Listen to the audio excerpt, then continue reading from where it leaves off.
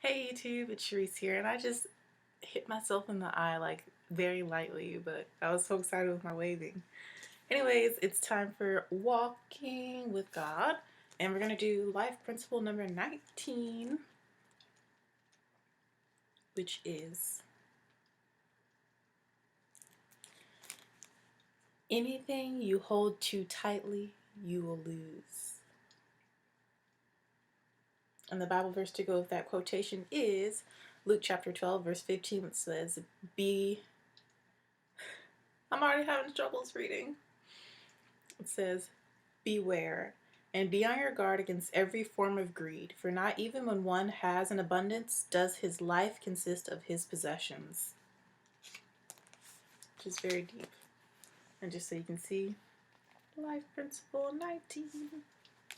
Alright, so the next quotation is, many people are wrapped up in themselves and their own interest. All they are talking about is what they're going to do and what they're going to accumulate and possess. But God says, if that's the way you're living, you're a fool. You're going to lose. And the Bible verse that goes with this is one of my favorites, actually. And it's Philippians chapter 2, verses 3 and 4. And there's this guy at my church, Mr. Larry Matthews, who loves this Bible verse, and he reads it all the time. And it says, do nothing from selfishness or empty conceit, but with all humility of mind, regard one another as more important than yourselves. Do not merely look out for your own personal interest, but also for the interest of others.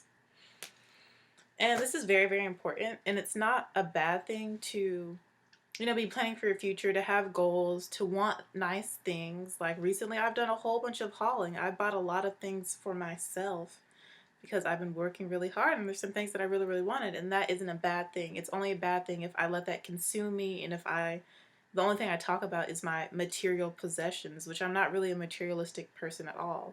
Yes, I do enjoy nice makeup.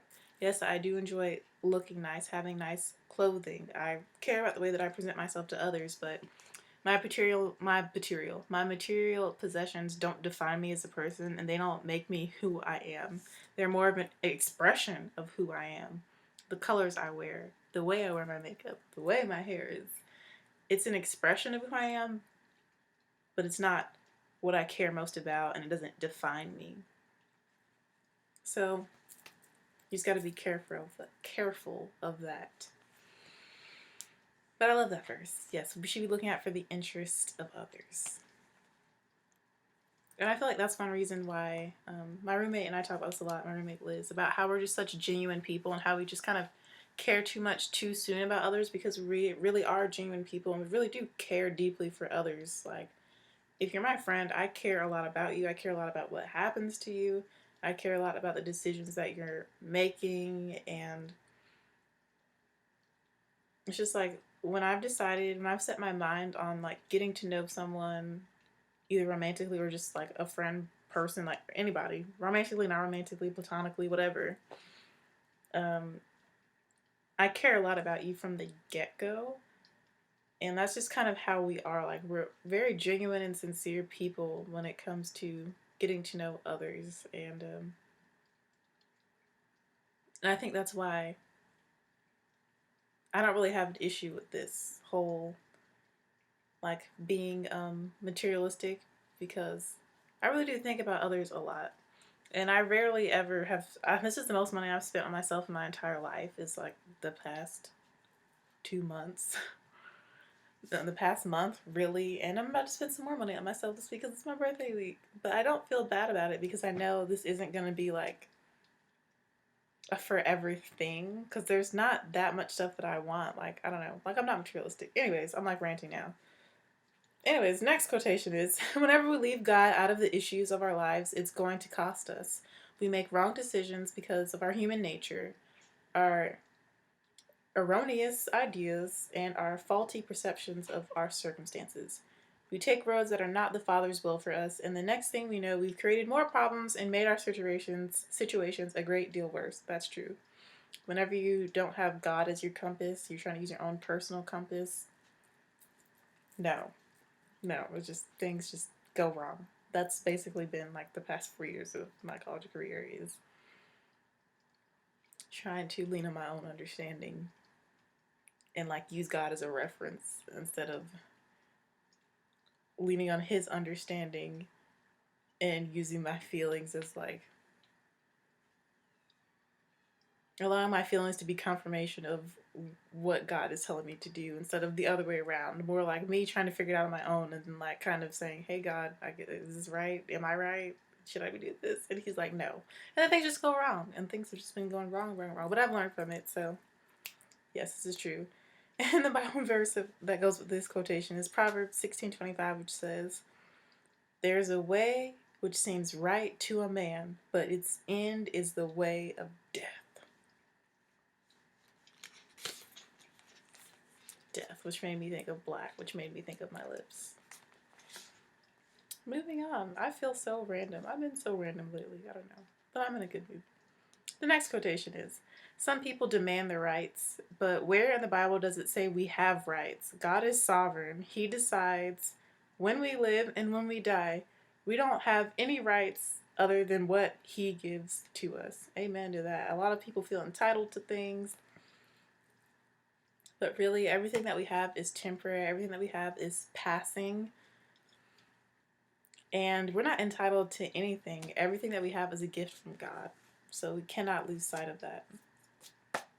And the Bible verse that goes with this is Isaiah chapter 45, verse 9, which says, woe to the one who quarrels with his maker, an earth-wearing vessel among the vessels of earth. Will the clay say to the potter, what are you doing? No, I like that. Will the clay say to the potter, what are you doing? I feel like we do that a lot. We question God and we question things in life, but really we just need to have faith and just trust that what's happening to us is gonna work out for good. It's gonna work out to benefit us, especially if we are seeking his will, abiding by his will, reading his word, following his word, being obedient children to him. No matter what happens, it's gonna work out for good.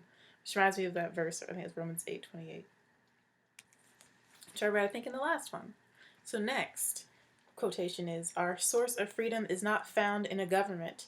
The true source of our liberty is through a relationship with Jesus Christ. And that is so true.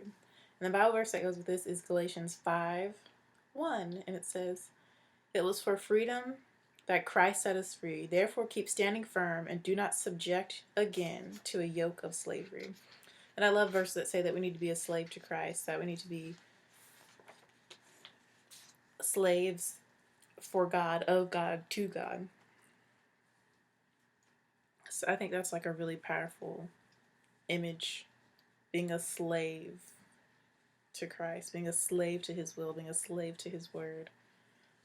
I think that's just like a great way. Like, I feel like slave is almost better than servant, because like when you think about being a slave, well, if you think about slavery, like as a slave, you don't have a choice, you don't have a say.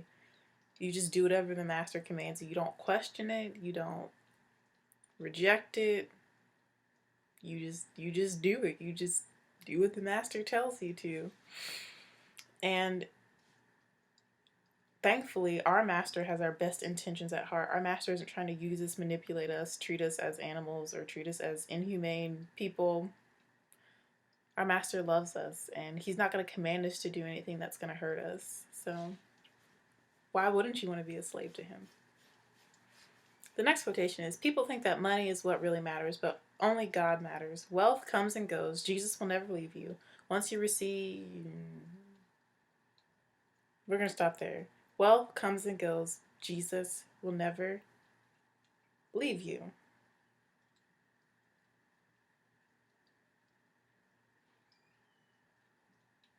He is all the security that you need. I kind of changed that quotation a little bit.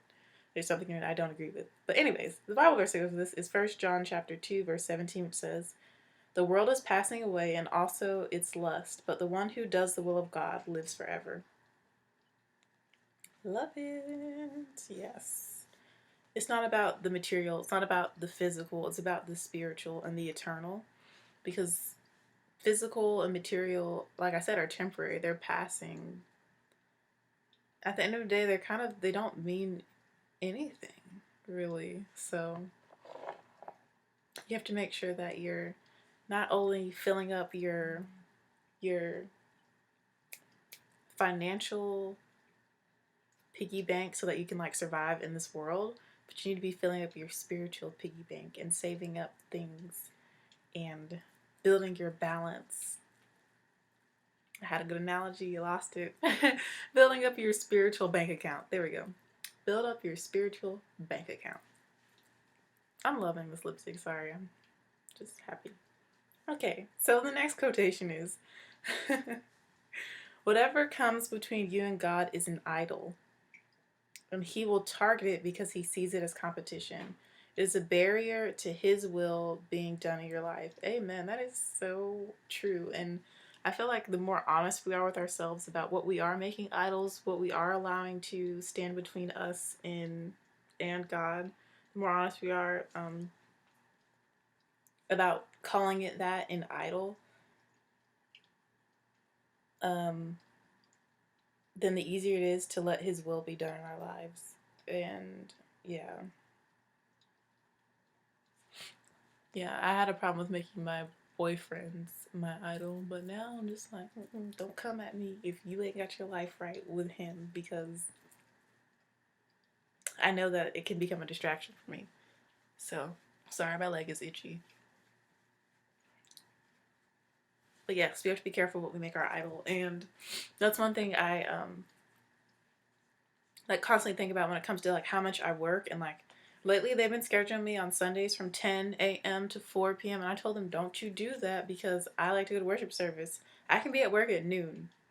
Literally, we end at like, usually 11:40, 11:45, and it's a 7-minute drive to my job when there's like absolutely no traffic.